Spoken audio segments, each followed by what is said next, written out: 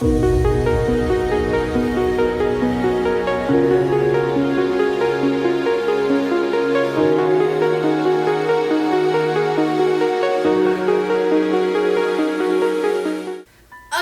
so in this video today, I'm going to discuss some tragic clarinet stories. So the first story I'm going to be telling you guys about is whenever I was a junior in high school and I was still playing on my Buffet E11, and I was going to be auditioning for round 2 in all-state auditions. Around that time, we were starting to get some snowstorms.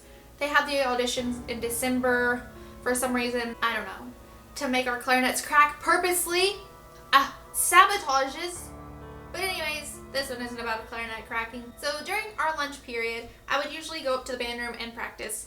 And I did that this day.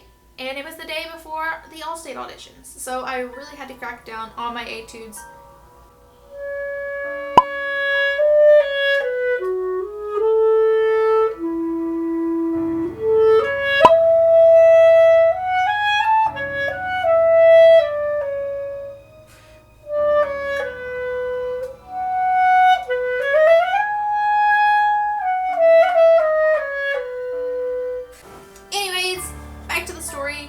I was in the band room and I was just about to play, and I picked my clarinet up because the ligature was a little crooked.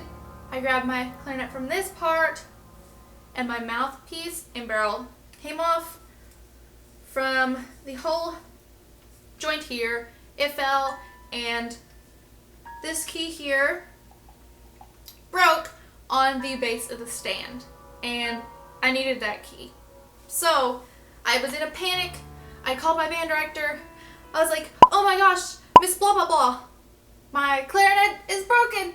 I was so close to crying, but I didn't cry. I'm really surprised I didn't cry. I was like, what do I do? And she's like, okay, we have to call the repairman right now. You have to get it fixed. So I called, asked them if I could get it in today, and they were like, yes. And the place where we lived was about an hour away from the local repair shop, and the roads were icing. And I called my mom, and she was like, I'm sorry, but I can't take you. It's like, there's no way we'll be able to get there and get this fixed. So I didn't get it fixed, and I was super, super stressed out. I wasn't going to be able to go to the all-state audition. That night, it snowed a whole lot. Ring, ring. Hey, Miss Band Director, we're postponing all-state auditions. I was so freaking happy. It's like, yes, I get to audition. Oh, so much stress.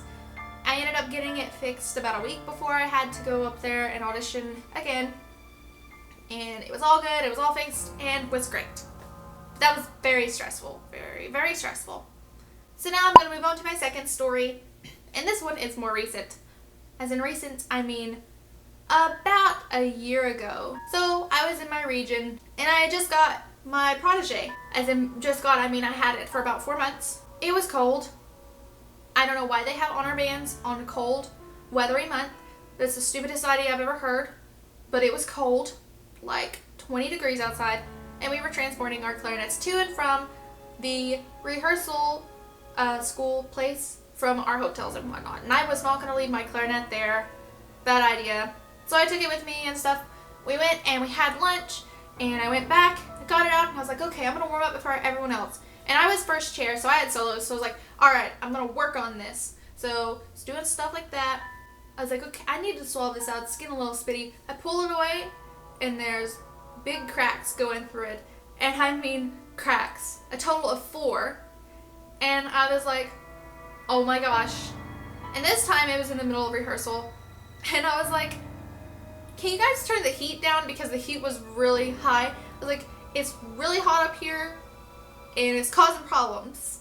And I got my phone out and I was texting my band instructor, and I was like, my clarinet's cracked. What do I do? Because I've never had a clarinet crack before, and I was totally freaking out. So she pulled me to the side, and in the town that our all region was at was a very reputable woodwind crack repair guy. She called him up, was like, hey, we need to get this fixed ASAP because the concert is tomorrow. and I couldn't play it. It wasn't all the way through. If I played it more, it was going to make it worse. So I just didn't play it. So he was like, okay, I'll have my son, who's the guy who owns it, I'll have my son meet you at 9. And we thought they meant 9 p.m. So we go there and we're sitting, we're like, where is everybody? So she ends up calling and they're like, no, 9 a.m. And we're like, oh, okay. So that next morning rehearsal, I skipped out on rehearsal to take my clarinet to this guy. Let him look at it, and he's like, yeah, this is gonna take about a week. And I was like, I need a clarinet today, because that day was the day of the concert. And he's like, okay. He pulls out a Selmer plastic and like an Artley plastic. And I was like, I can't play on those. I feel like I've probably sounded so stuck up, but I was like, I can't play on those. I'm in a concert today and I have a really big part.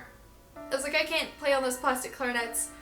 And he's like, okay. So he pulls out an R13 and an E11. Both are buffets.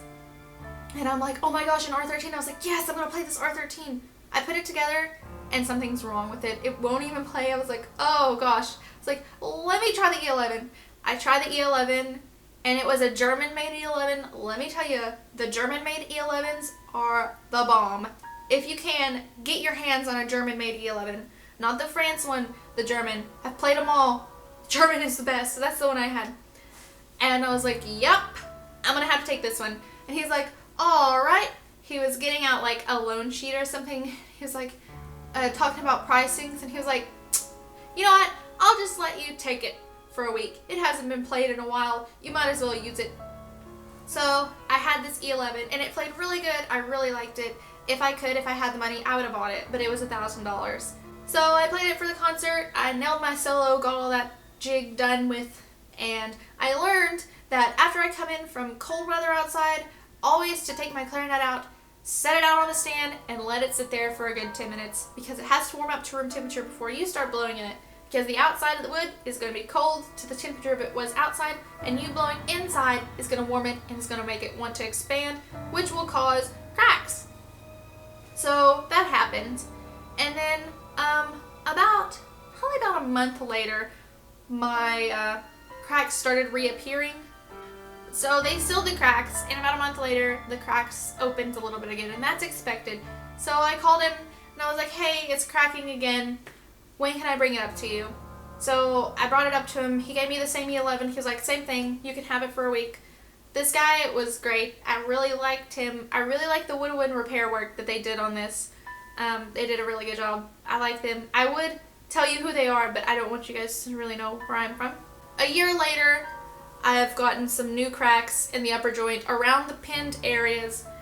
They're not really too deep.